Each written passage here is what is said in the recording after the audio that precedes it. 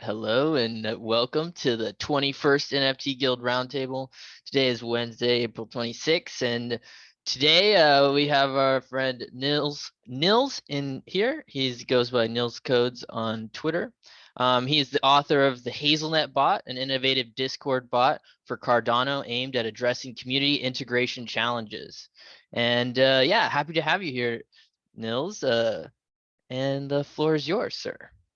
Hello, and thanks for having me. I've made time for this. Normally, I don't have time on Wednesday mornings, or for the folks over down in Southeast Asia. Is it still Wednesday or is it already Thursday? It's Thursday. It's Thursday. Yeah. See, so have a good time wherever you are. Yeah, I appreciate being here. I've always liked these roundtables and was regularly sad when I missed them, especially because initially there was a lot of people here having discussions that kind of formed what we're seeing today, right? How things are built today, and I wish I could have had the chance to be a part of it. And I wasn't at these meetings, but I still worked and talked to a lot of the people, right? That came here and that had these ideas, and we met at the summit, a lot of people, and then later we had some meetings in Miami and so on. And kind of the history of what I've built was mostly driven from my interest in integrating things, right? A lot of the projects you have on, I think, are very much in the blockchain part of the world, and they want to onboard people, but a lot of them are talking about like the actual integrations directly with the blockchain. So we're talking about dApps, right? We're talking about transactions. We're talking about like decentralization and things like that. Where my background is, however, is much more from a integration perspective with existing things. And by existing, I don't necessarily mean Web 2 things only, but I come from a background where my passion lies in connecting different pieces of ecosystems, same ecosystem or different ecosystems. And one of those gaps that I saw early on was the connectivity between social media and blockchain. For not social media in the sense that we're talking about like Facebook or Twitter, but social media also in terms of instant messaging apps that are kind of tying into social media. I don't want to go too deep into the history of all this because I've told the story so many times, and I don't necessarily think people are there to hear the history. But really, the history of the HAZELnet system is that originally, when Discord became really the big thing in Cardano in particular, it was very transparent, too transparent in my eyes. Blockchain is transparent to begin with, and the whole idea is that you can trace back transactions and can see exactly what happened, and can even prove that this is the correct way that it should have happened. But I don't necessarily think transparency needs to go as far as that my Discord account can openly be connected to a wallet address, for example, or to all my wallet addresses, right? And that was one of the problems that I saw in the Cardano ecosystem very early on. I read the other day, somebody said that most of the Cardano activity is in Discord, while other blockchains are active elsewhere. I don't know if any of you have read this. I'm trying to remember who posted it, but I found that very interesting. I don't know, and like I'm not active enough in other ecosystems to confirm or kind of reject that thesis, but I found it very interesting because that kind of also tells me, well, I did the right thing here in building something in an application or connecting to an application that we're heavily using.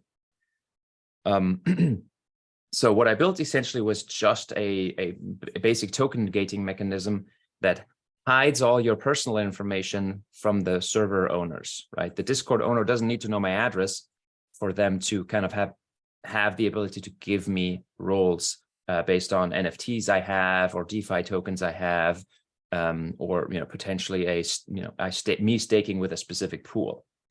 but I want that kind of verified in a way that makes sense. And that was kind of the impetus for HAZELnet and why I built it. There were a few systems out there, but they were clumsy, they were slow, and like I said, very much everybody could see it.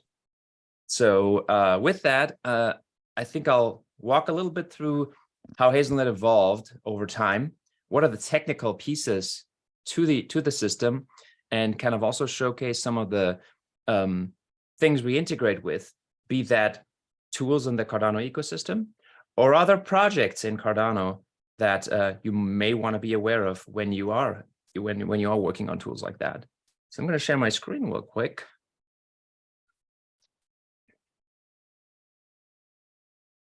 And we'll look at that. So it all started with Discord. And you can see my screen, right? Yep. So it all started with Discord, and that was there. There was nothing else for the HAZELnet ecosystem. It was just that. And initially, I started exploring the ecosystem by looking at tools and how could I build what I need to build. Because the first thing I would need is access to the blockchain. This was back in 2021, so there wasn't as much in the ecosystem as there is today.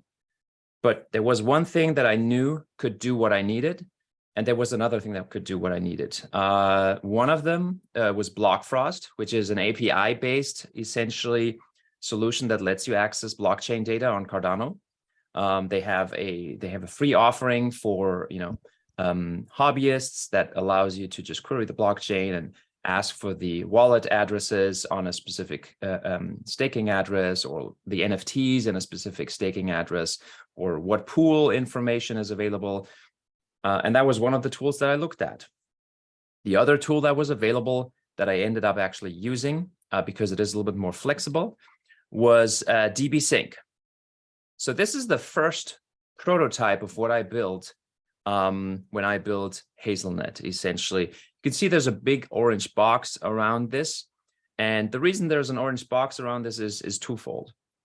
For one, I wanted to make sure that it's clear what is HAZELnet and what are systems that we integrate with, right? What is the open source tool that you can see and that you actually can access on GitHub and could potentially clone yourself and do something with? And what are some of the external tools that you would have to reach out to build integrations with, because they are separate.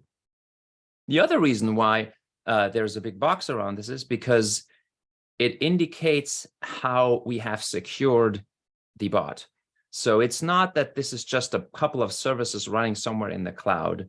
This is a very specific isolated network that does not have access. Other people from outside do not have access to that.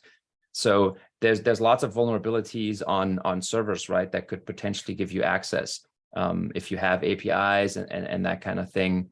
I have made very sure that one of the core criteria and the core tenets of HAZELnet is security. And that means your data is secure. So not only is it private, as in you have access to it, you define who shares the data and who gets access to it, but also security, because in today's world, with ransomware and all that stuff, you do not want your data kind of grabbable by anybody that has like a mediocre knowledge of like web technologies. So that was one of the other things, is this is very isolated. It is not open to the world. Not everybody can connect to the specific instances of HAZELnet that I host.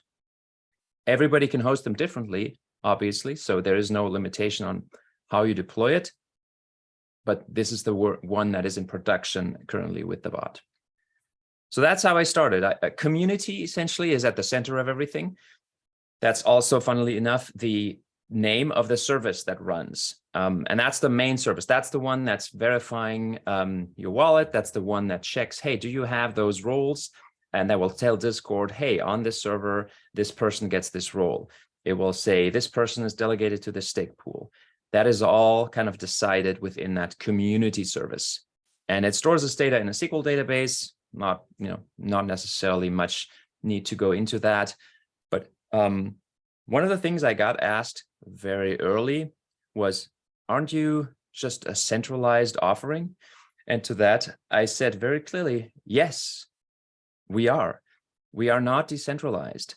Now, we do have, obviously, data about users that is centralized in that database. A lot of it is aggregated from what's available publicly on the blockchain, and some of it is data that wouldn't be available on the blockchain. For example, what staking addresses are connected to which wallets. Staking addresses are connected to which Discord accounts, for example. That's information that isn't publicly available. And my long-term goal, I'm going to talk about kind of what is on the roadmap a little bit later as well, but a long-term goal is to not have this stored within HAZELnet. Our long-term goal is to have people leverage DIDs to expose this information to us using digital identities. However, the technology is not there yet. And what I would rather do is build something that can evolve into that later than not build the technology, because, well, it would be centralized to begin with instead of, decentralized like we are trying to get to as an end state. So that was the first iteration. And it quickly showed, yeah, this actually works. People used it, people liked it. We had about 20 servers that were beta testing with us. I think I've mentioned this to other projects before. I was hoping to get like a healthy mix of stake pools and NFT projects, but it turns out stake pools weren't particularly active in Discord. There is a few, Chef Pool and Cardano 420, for example, that are very active and have Discords and leverage that and engage with their community there. But for the most part, we started out with a lot of NFT projects back at the time. And that ratio kind of hasn't changed. We still have a bunch of stake pools, myself included. But for the most part, NFT projects is kind of our core usership. But what I did find out really quickly is those projects, they want to do more than just assign roles in Discord. They want access to some of the data that's available.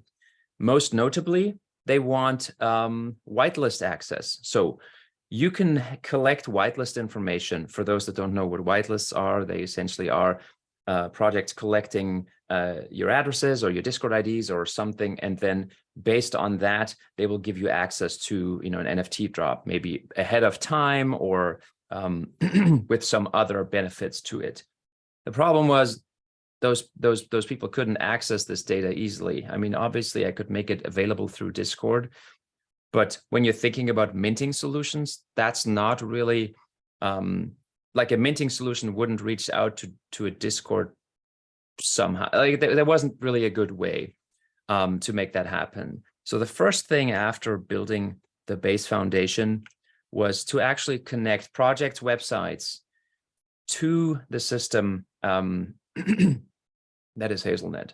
So there's a dedicated service, a gateway, so to speak, that exposes a very limited set of information to the outside world. And now you were able to generate yourself for your own Discord server an API token, and then you would be able to connect your website or your minting service or whatever you want to HAZELnet and retrieve information from it. Most notably, it is used for whitelist access, like I said before. And another capability that I'm not going to go into too much, but we do have kind of an offering where it's like I don't want to say Shopify because it's obviously way less sophisticated, but you can distribute products, physical or digital, based on NFT ownership. And people within the Discord can essentially put in an order and say, hey, I want 2 t-shirts and a hoodie. And then you can retrieve that information for further processing. And that's another reason the API exists. It's very limited because a lot of people don't have a need for it. So I don't expose any information that they shouldn't have access to. And I'm not even exposing certain information that they already have access to through Discord because there's no reason for that. So you can see the box is much smaller because it doesn't have all the capabilities that are necessary within the community piece of that. Before I go into the next step, I know we don't have a ton of people, but if any of you have a question so far about like how does this work or how did certain things come to be, I'm happy to answer questions at any time. Perhaps you're getting to this, but I was actually thinking about how are people registering to make use of this service? Is Gotcha, it yeah. through a form in Discord, or where is it? No, it is actually much simpler than that.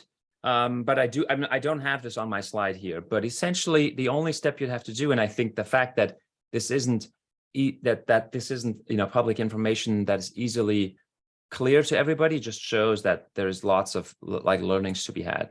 But the way you get access to the bot is literally you go to our website. I'll talk about this in a bit. It's www.hazelnet.io, and there's a get started button. And when you click that button, then you can invite the bot to your Discord. I don't know how active y'all are in Discord, but essentially when you connect your Discord account to a website, it pops up a dialog and says, hey, do you want to connect with this application? And that's the exact same way the bot works, just that it only works for people who have rights to managed Discord servers. We are actually adding capabilities to the website down the line that will allow this for everybody. So even if you don't have a server, you can go to the website and, you know, access, for example, information about your HAZELnet account. But for Discord server owners or server managers or community managers, they just go to the website, they click invite bot, and then they have the bot in the system. And then it will tell you, okay, run the start command, and then it will walk you through everything that is necessary. It is fairly trivial. And actually I could just show this real quick too, because I mean, I am screen sharing. So you would just go to the website. You can sign up for free. It doesn't cost anything to use the bot at the basic level. And you click invite HAZELnet. And then it says, hey, there's an external application. It wants to add a bot to your server and create commands. Do you want to do that? And then you can pick your server if you have access to it. So I have 5 servers that I have the rights to add a bot. And then I would click continue. And then after that, again, the walkthrough here is you run the /start command, and then you're done. And now you can create token roles and do all kinds of things. And that's really all there is. There isn't any additional stuff you need to do. The bot has an extensive documentation that's also on the website. And if you kind of walk through this, you can go to it, and you can pretty much do anything. You can find out, like, how do I do token roles? Okay, here's the token roles commands. All right, what do I do here? How does this work? So that's how somebody would get started if they were interested in learning about it. You can also, you know, read through the documentation without getting the bot. There's no like order in which you have to do things. Yeah, and when you invite a bot to your Discord, is this the source code is open so that it's possible to see what you give it access to? Yes, correct. So when you invite the bot, it will tell you what permissions the bot is requesting. I can see if that actually is shown here if I try this with one of my test servers. Yeah, so you can see here's the permissions that the bot asks for. There's actually a way to find out, like, what these permissions do. And depending on what feature set you're needing, you don't need to give it all those permissions. Another thing I do, which I'm not going to talk about here, is I offer Discord security assessments. So I essentially walk people through how secure is your Discord, what can you do to improve that. And one of the things is, you know, very much make your bots as limited in what the capabilities are that they have access to as they can. So that's one thing. That's one piece of the security, is like, just don't give them access to more. If you just need to manage roles, if you just need to assign roles, then they don't need to kick or ban members. They probably don't need to manage channels, et cetera, et cetera. And so you can limit the bot and what it does. And there's about 60 permissions on Discord. And as you can see, we're using just a small subset for, you know, various capabilities. So that's one thing. That's one of the things where you have kind of control over what the bot does.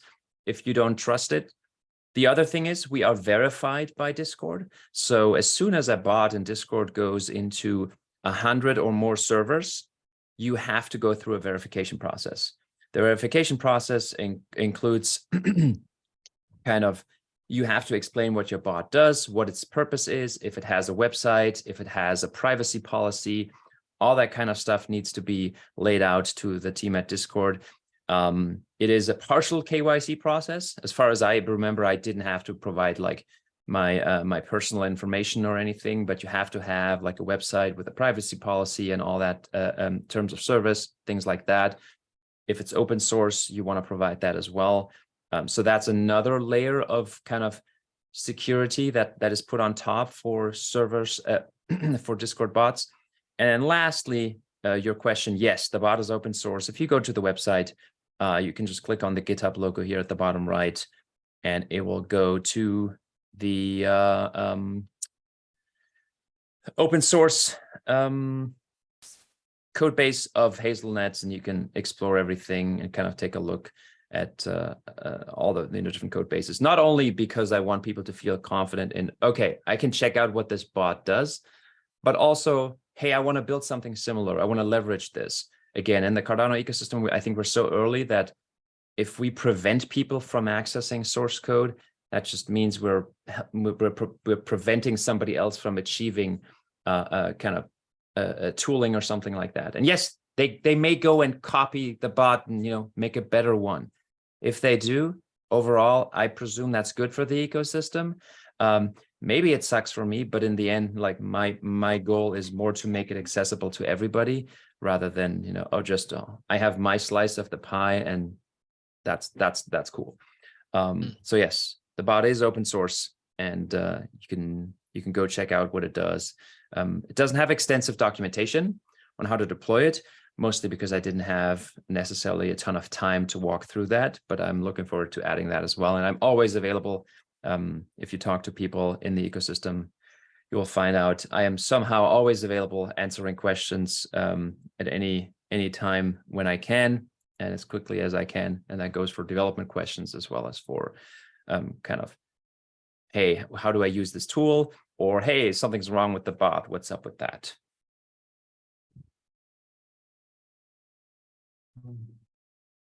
All right. Before you move on to yeah, with absolutely. the presentation, one more question that maybe fits in this beginning part. So you talked a lot about the Cardano community and a bit about identifying the need, but can you be more specific? Like, how did you identify the need, and more importantly, what made you choose to develop in the Cardano ecosystem as opposed to other blockchains or other ecosystems? Yeah, so I'll start with the second question, actually. Why Cardano? I got into the ecosystem early 2021, March 2021. The bull markets was already like rolling like crazy. There wasn't tons of profit to be had or anything, but I have over the course of the last 6 years, 2 times kind of been incentivized by others. Hey, or incentivized, but more encouraged, like, hey, you should check out blockchain technology. And I've always put it off as yeah, I have so much other stuff to do.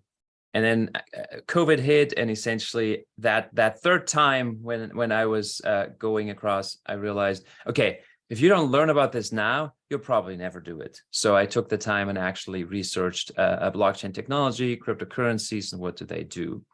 And I went fairly straightforward. I just went through the top 10 on CoinMarketCap and did research on each and every one of them. In terms of like, what do they do? How do they work? Kind of what's the underlying technology, with the limited understanding that I had back then. And when I came to Cardano, one of the core kind of principles that appealed to me, I'm a scientist at heart. I like science. I like science-based approach, and I like fact-based approaches. And so the approach that Cardano took, being very methodical in what they do, not being too fast, which is very different from a lot of other technology sector developments. And okay, not only do we do this thing, but we also have proof that a lot of it will work because we have the mathematical kind of foundations laid out. that was very appealing to me, and that kind of made me most interested in Cardano. I did dabble in other ecosystems as well, a little bit in the beginning. But again, because there's just a limited time, right? This isn't my full-time gig. I also felt I should focus on one. So that's the reason why Cardano. The reason why Discord and why is there a gap is I was in a lot of NFT projects, like as an end user, as a, I want to say customer, even though still I think many projects don't consider their users customers, even though I think that's partially what they are. But I was in a lot of Discords and NFT projects, and most of them were filled with at the time with auction bots. I didn't want to build another auction bot because I felt like there was that was available to the community, but there were a few things that I saw in Discords where people had handmade Discord bots that verified roles, and I would sit there and I would watch a public channel where hundreds of people within a few seconds would share their wallet addresses to verify. They would type an exclamation point verify or exclamation point whitelist. There was even a meme at some point because one project managed to crash their Discord server the way they had built the system. And it just occurred to me that is a horrible way to do things. It's not good for the projects. It's not enjoyable for the end users. Did this work now? Because your message is like 100 messages down by the time that you get a response. And so for me, that was an incentive to look into this. And shortly thereafter, I met with a bunch of folks from the Cardano ecosystem in Miami for Art Basel in 2021. And I kind of talked to them, and they shared some of those same pain points. And so that was, to me, when it manifested, like, okay, I'm gonna build a solution for this particular problem. It's a problem that exists. So I'm not solving something that I think is a problem, but I actually see people in the ecosystem that are actively participating, having this pain point. So I have something that if I solve it, I have solved the real problem, and not just came up with a problem that I solved that never was really in anybody's way in the first place. So that's why I built this and not another dApp or a minting service or whatnot. Does that kind of answer the question? Yeah, that's a great answer. Thank you for it. And I think we can continue with your presentation. And we can All right. set aside a bit more time for questions at the end of the call. Sounds like a plan.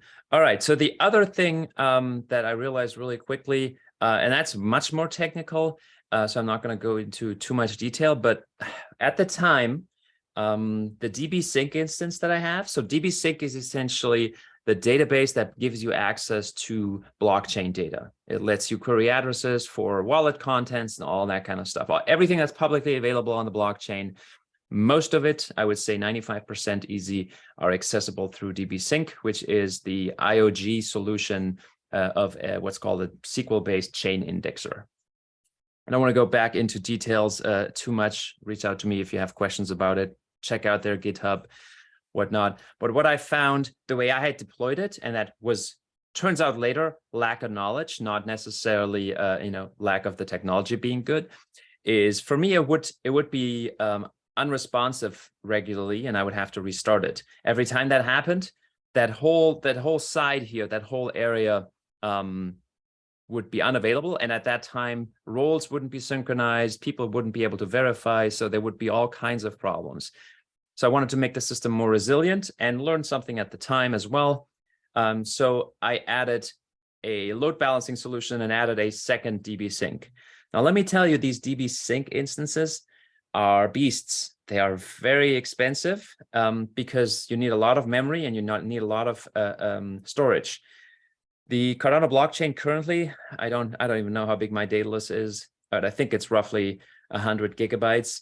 And you would think, oh, well, if Daedalus, which is a full node that has all the history of the Cardano blockchain, is 100 gigabytes, then it should be the same size for a dbSync instance, right? A little bit in that vein.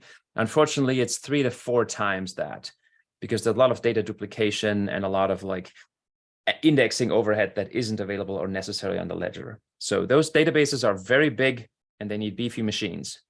But I now have 2 of them, and I'm probably set for another 2 to 3 years before I have to worry about anything going down there. Another thing is I was hosting them on physical hardware, but not the right hardware. And I actually talked to Smaug Pool, so from Pool PM, and he had some great pointers because he's using the same technology for Pool PM, and he gave some real great advice that helped me kind of roll out 2 new servers with 2 better instances, and they have been spot on for the last, I want to say, 6 to 8 months.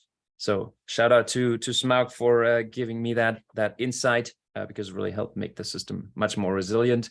And like I said, I probably won't need another server or anything for a while.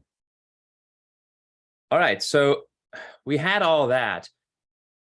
It was Discord and it was the bot, and that was it. We had added some capabilities. I'm not going to go too deep into what can the bot all do.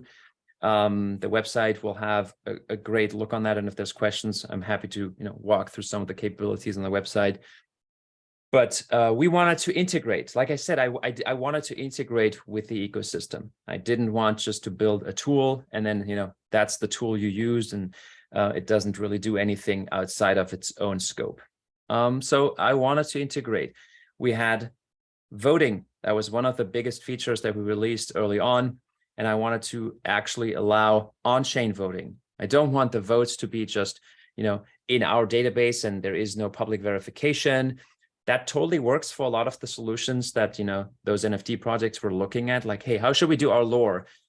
Not everybody needs an on-chain poll. Not every piece of data needs to go onto the chain and create load for others if it's sufficient, if the community trusts their community leads.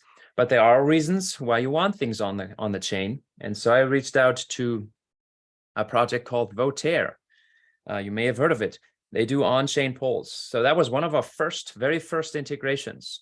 You can now connect essentially your on-chain poll into Discord, and you can see the results live in Discord, and you can go to the voting page, connect your wallet on Votaire from within your community. So you don't have to, the integration part isn't, oh, you can do everything on Votaire now somewhere else, even though that would also be cool. But no, there is some awareness being created of these tools that are in our ecosystem that you can leverage, and the other way around, right? There's synergy. Another one that came quickly after, and again, this just shows if you have a way to integrate with your platform, we will become stronger as an ecosystem. Another one that was similar was mutantnft.com. I don't know if you know much about them, but they built a staking platform. And one of the problems that the communities had was, well, when I've staked, this is a custodial staking solution. So the NFT actually leaves your wallet as part of the staking mechanism. And so, oh, I lost my role because now the NFT isn't in my wallet anymore. And I talked, this happened through, mostly driven through the RatsDAO team, actually. And they said, hey, we integrate with Mutant Staking. Can you talk to them? Because we want our DAO holders, our DAO members to still retain their roles, even if they have staked their NFTs. And the Mutant team actually had an API for that, and they were very willing to share insights into how can I leverage this API? And so we integrated with them, and now you could keep your Discord roles while your NFT is custodially staked. So that was one of the other integrations we did. One of the things that HAZELnet was never designed to be, like originally in particular, was I wasn't planning to cater to the degen mindset as much. So I never focused initially on, floor trades and kind of rankings and all that kind of stuff. I didn't even have a ton of integrations for like sales and whatnot. But after a while, I've built out a variety of like solutions for other use cases. I found it would be interesting, first of all, learning technically about it, but also just to provide those capabilities is to find out about minting, like what's happening, what's being minted on the chain, as well as marketplace aggregation. So what is being sold, what is being bought. At that time, I built an open source market aggregator that I talked about. It's also in that same repository. So at that time, I built a market aggregator that's part of the HAZELnet ecosystem. And back then, it was only talking to JPEG Store. But nowadays, it actually also aggregates from Plutus.art. And in addition to that, I connected a service called Ura from the great folks at TX Pipe. Big shout out to them. They are fantastic. They are the ones who kicked off Icon, the smart contract language, and they have built a ton of other tools that are foundational, I believe, to building on Cardano. So building that market aggregator allowed me to get information about transactions on JPEG Store, on Plutus.art, and also about mints. So if somebody's minting something on the blockchain, Ura it's not really an indexer because it's not reading backdated information, but instead it's more like a live view that you can filter down onto what's happening on the blockchain. So you can set it to show me all the mints that are going on, or show me all the transactions at a specific address, or show me all the stake pool registrations. So you can essentially listen, put your ear to the ground to specific things that happen on the blockchain. And that's what it is really good at. And then funneling this information into whatever system you use. I'm having it push a data to one of our APIs, but you can also have it go into a database, or just print it onto the console, matrix-like, and take a look at it while it's going. Whatever you want is possible with Ura, and it's a great tool to have in your kind of tool set. Yeah, so that was the next step, and that was when we opened the gates a little bit more to the folks that were like, oh yeah, gotta sell. What's the floor price, whatever? Because now you could see sales in real time, almost real time.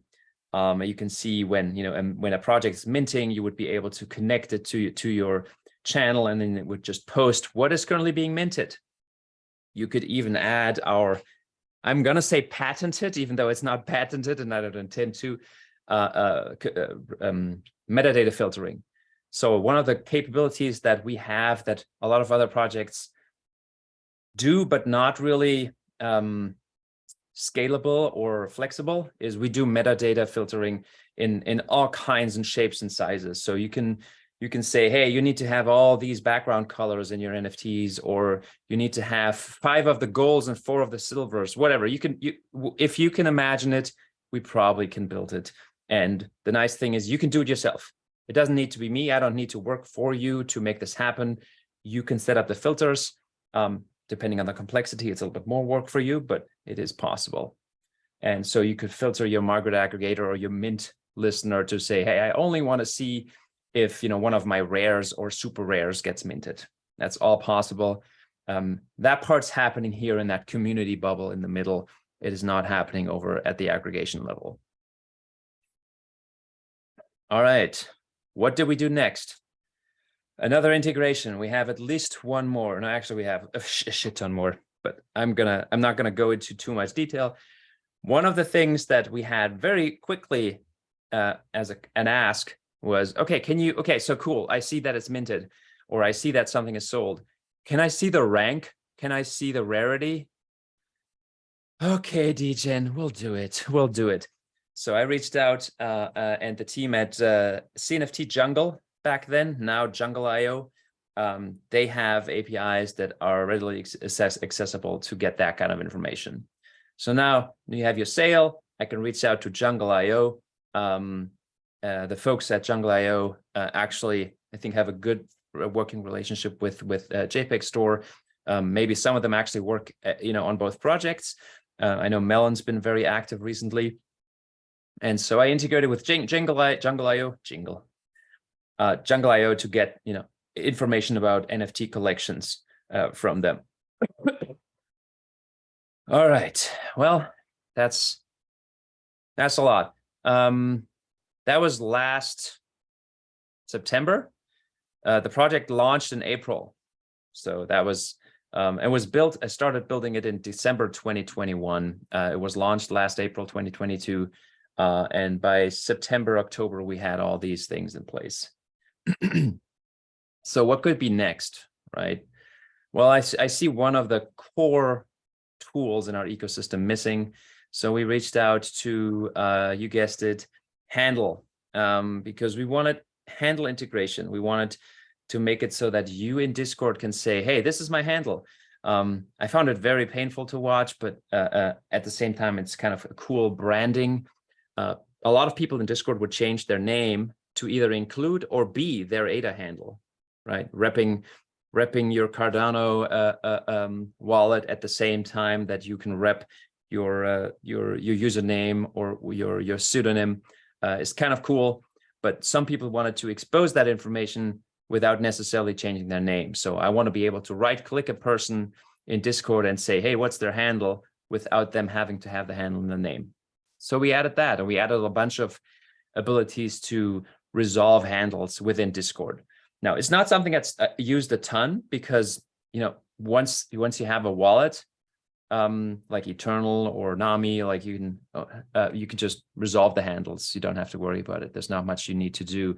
So I don't need to resolve the handle to an address myself, but the bot allows you to do that, and you can just type in /whois $Nils codes and see what address is under that handle. Again, it's all publicly available data, so why not make it accessible in Discord as well? Another tool we integrated with, much more of a selfish need than a need for the community. I didn't really have a great way of accessing blockchain images. So understand, the images on NFTs, for the most part, are not stored on Cardano, on the blockchain itself. We have certain NFTs that are fully on-chain, where all the visualization information is stored within the NFT itself, or within something the NFT references that's also on-chain.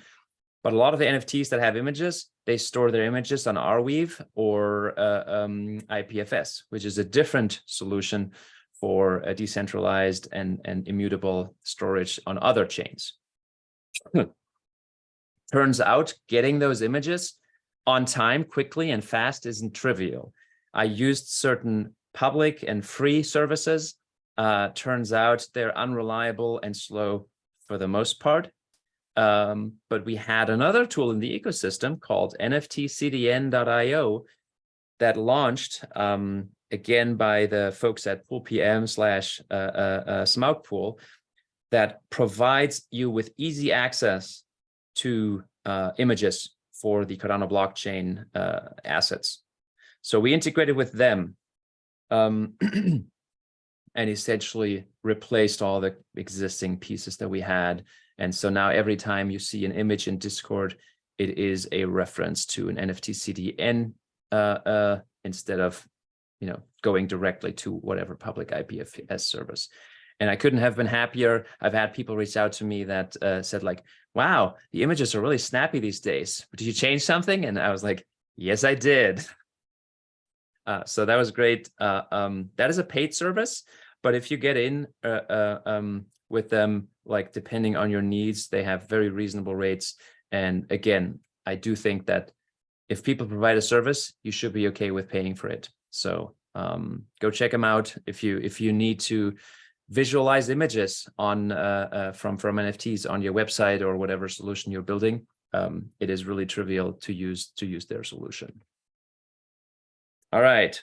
I also at some point had to realize that we have polls, right? We have polls and we have token gating that's based on fungible tokens. And fungible tokens are a little bit different than NFTs, as in there's certain information about fungible tokens that is not stored on the Cardano blockchain.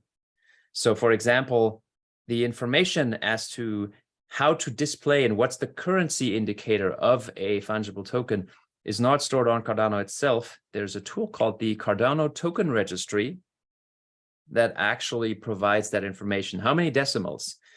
So I don't know if it applies to Hosky, but I'm going to use the Summon platform's token Summon as an example. if you mint or if you receive, I don't know, I think it's 6. Like I may be putting out the wrong number here, but it doesn't really matter. If you get in your wallet 1 million summon tokens, you actually only get 1 summon. And this is easier to understand if you understand how Cardano and ADA works. It's the same way. If you get 1 ADA in your wallet, you don't actually get 1 ADA. You get 1 million Lovelies. So it's, it's like pennies and dollars. It's like cents and euros. And the Cardano token registry contains that information as to how many decimals make one of my bigger kind of tokens. So for summon, it's 6 decimals. And then what's the name of the token? Maybe there's an image connected to it. Tools like drip drops use the registry to access and show you, hey, what's the symbol of that token that you're getting? And that is a currently centralized service that's offered by IOG that you can use to kind of register your token. And I recommend you do it because other tools, many other tools register and use the data from the Cardano token registry to kind of display information. I bet Tap Tools does as well, because it's just information that's centrally stored there. And I started to use that for our polls. The Rats DAO team, but also other teams said, hey, it's a little weird when I vote, it says I'm voting with 6 million of this thing, even though I'm just voting with 6. And to be able to distinguish that 6 million actually only should be displayed as a 6 in the voting mechanism, for that, you need the Cardano token registry. So I integrated with that, which was also a fun exercise. All right, that brings us pretty much to today. Those are the integrations we currently have.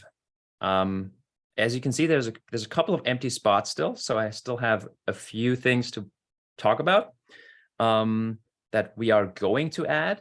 But before I do that, because it's not going to be like in depth by any means, any questions so far about the integrations we've done, or kind of related to the ecosystem as it's laid out right now?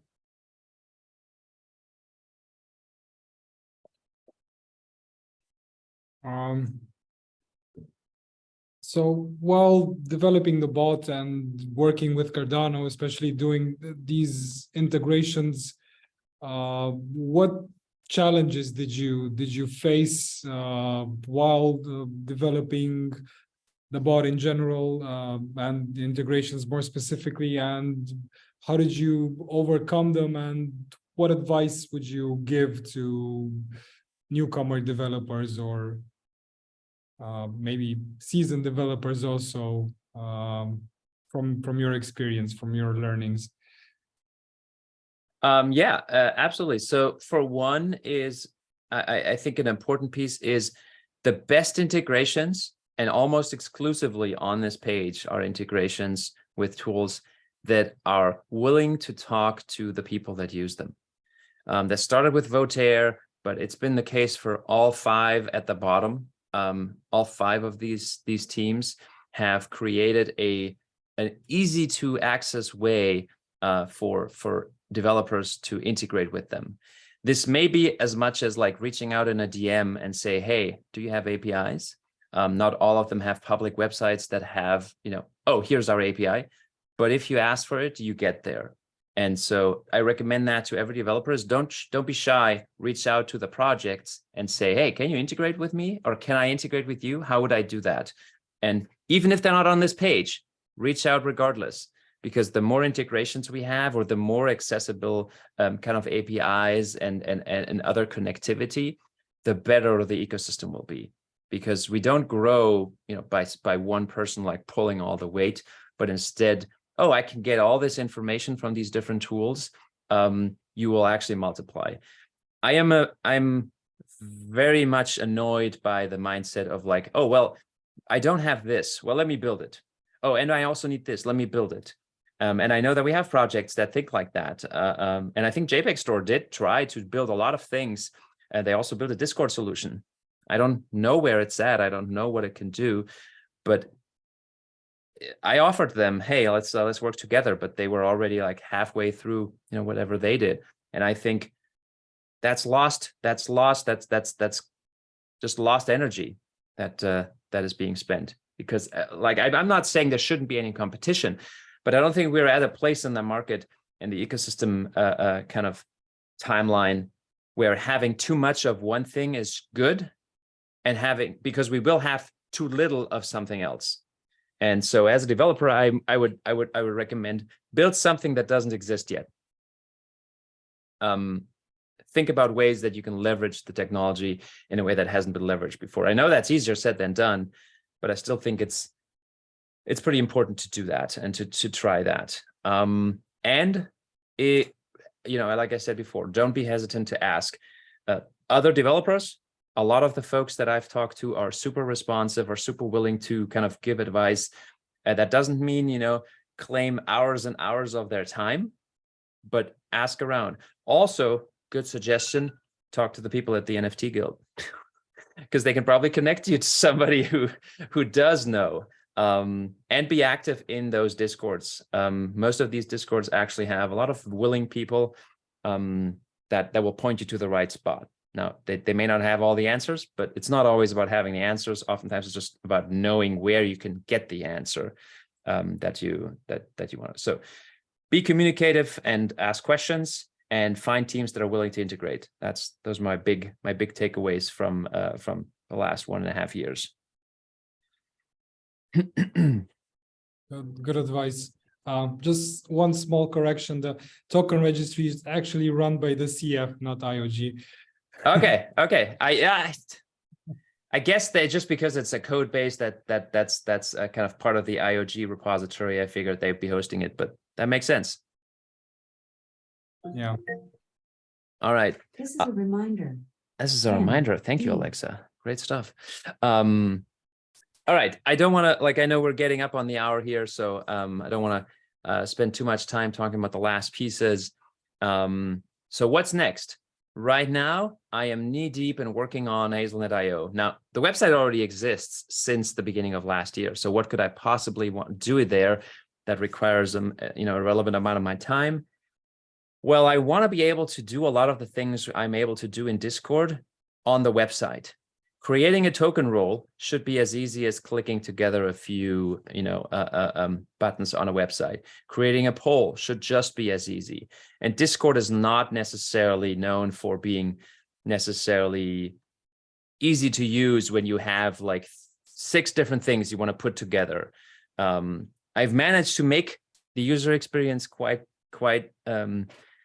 good, given what Discord can do, but I don't think it's sufficient for mainstream adoption. So I'm working on bringing a lot of the capabilities that you can now control through Discord to the website. Now, you still work in Discord, and Discord will assign the roles and the polls will be available there, but you can kick things off in a much more user-friendly way through the website.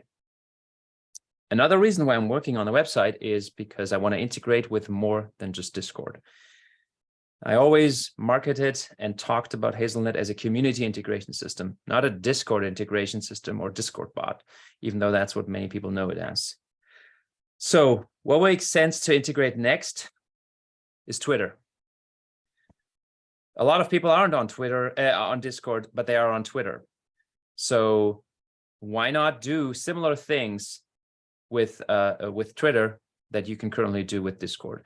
This could be rewarding people for sharing specific content. That could be kind of giving people access to Discord content based on their Twitter interactions. This could be giving whitelist access.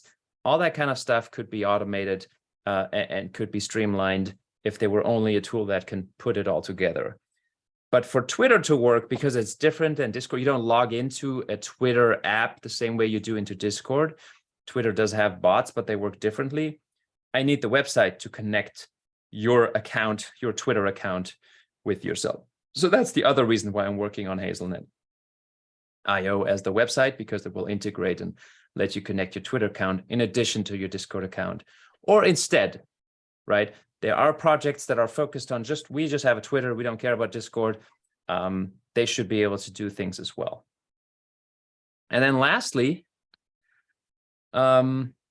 not lastly, one of the other things that I'm also looking at is potentially integrating with other tools. Like I said, I built this system in a way where you get your blockchain data is up to you. So somebody could clone the HAZELnet project and say, actually, DB Sync, that's way too expensive for me.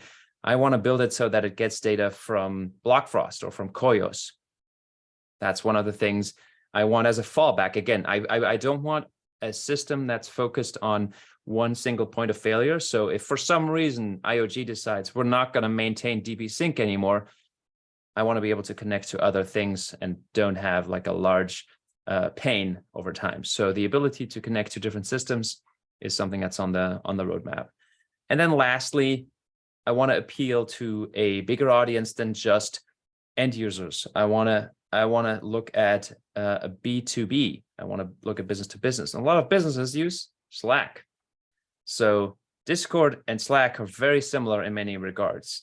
And I do think there's a lot of opportunity to connect those systems together as well. My main job actually happens to be using Slack. And so I want to build integrations with that.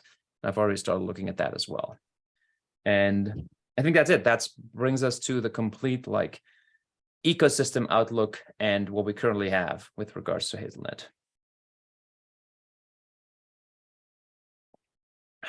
So Yeah. it's clear that you've put a lot of effort into this, and maybe you can speak a bit to how you're and what are your plans and how you're doing it, because I know you have a very unique approach to it, how you're monetizing the system. And the Gotcha. Yeah. HAZELnet. Yeah, originally I started to like one of the reasons why I wanted to build HAZELnet, in addition to just solving a pain, was I felt it would be an opportunity to kind of market my stake pool better, right? I found marketing your stake pool is a very tough job, but I also thought, and I've defended this stance for a while, that I think based on how we see human behavior, having a stake pool that does charitable things alone isn't sufficient. Having a stake pool that promotes decentralization just by existing and providing that service is often not enough incentive for people to delegate. So one of the reasons why I wanted to build a service that also has a premium offering was that it could be incentivized by, hey, you get something for staking. So our model, our finance model is essentially two ways. For one, you can just subscribe. So if you use certain advanced features, you will have to use what's called HAZELnet Black Edition, and you can just subscribe for a monthly cost. Now that's obviously a very standard model, and it's not really blockchainy. So where does the staking come in is that based on the number of people you have in Discord, and as we integrate with other tools, we'll find other ways to kind of assess what kind of infrastructure costs we have. But based on your stake to our stake pool, you get a discount. That discount can reach up to 100%. So depending on how much you stake to the pool, you get a discount for your monthly costs. And if you go over a certain threshold, then the bot is entirely free at all levels. And that's kind of our finance and pricing model, is a hybrid between subscription costs and staking based, and anything in between. So if you don't have enough liquidity to put into a stake pool to have consistently delegation above the threshold that makes the bot free, 1 month you may just get an 80% discount on what you have because you've used your ADA to pay for infrastructure that you're using, or for whatever, an NFT minting service if you're a project. And the crazy thing is, and this is something that I have struggled to communicate for a long time, is it doesn't have to be the project that stakes. What this means is, if you can get one person, let's say your threshold for getting the bot for free is 20,000 ADA staked. You do not have to stake that ADA yourself as the project lead. If you can convince your community to stake to the pool, they can pledge their stake to different Discords. So they can go, and that's another reason why I want to make the website, because I want to make it more easy to see and understand how that works. But you can go into a Discord and I can say, hey, I'm going to pledge my stake to the Catalyst Discord, and then the Catalyst Discord will get whatever wallets I have pledged as discount. So if you can get 20 people to pledge 1,000 ADA that they have to the pool, then you get the bot for free. You don't have to stake anything. So even if you don't have the funds, you can kind of leverage your community. And again, there is no cost. The community doesn't pay for the bot. The community stakes for the bot, which is it's a concept that goes beyond most people's minds today, because they have a problem understanding how staking works. And to begin with, in particular, the kind of liquid and fairly risk-free staking on Cardano, where the worst that can happen is, oh, well, you don't get your rewards because your pool operator is negligent, but you will still own your money and it will not go away. And even if the pool shuts down, it's still your ADA. And so understanding that concept and then saying, oh, you can leverage it for something like that is very challenging. Like I feel like I'm fairly good at educating people about these things, but every time I talk to somebody about staking, it's like, wait, what? That can't be, that's too good to be true. There's got to be some kind of thing wrong with it. What are you not telling me? And so that's what I've been struggling with, but that's the way you can finance the bot. And it doesn't make me rich by any means. It doesn't really make me okay, I can retire, but I can keep the bot running, and that's all that counts for now, is really growing the ecosystem, making it accessible for people. I think you've also just explained why Cardano isn't more popular. Well, I don't know. I mean, staking on Ethereum also seems kind of convoluted and complicated, and people use it, but I guess they didn't start with staking, they added that later. So I guess that could be why it's a little bit trickier to get people onboarded with staking-based blockchains, especially if they are so, I do want to say advanced, because that's really what we are, right? Yeah. Well, thanks for coming, Nils. And It was a pleasure. appreciate having you. Thank you for your good vibes on Twitter and this amazing presentation and answers to all of our questions. Maybe You up? maybe one more. Okay. Just Okay. wrap things up. Without necessarily naming any names of projects, because we don't usually promote specific projects in the NFT Guild, but can you share some, maybe for others, as encouragement for others to use your services or to reach out? Can you share any success stories or case studies where your services have led to a better community integration for projects? I could. So what I could do is, for one, I think it is a testament to the projects that are on this page here, that I want to give a shout out to them, just because that's a success story right there, is that they are willing to work with other tools, and other projects on the blockchain. I'm not the only project they've worked with, so that's for one, obviously. And I can say I've worked with the Catalyst team on ideas, Quasar, which you probably know, on things. So I can name individual people, but I know we've helped a lot of projects that started out with their own custom solutions and then realized we have a lot of time to spend, that we have to maintain it, and those projects are unresponsive. And a lot of the times it would be like, hey, we want to add a new role, and they would be reliant on another party to do that. That's not how I do HAZELnet. I want you to be able to maintain everything yourself. The only time you need to reach out to me is when you have troubles.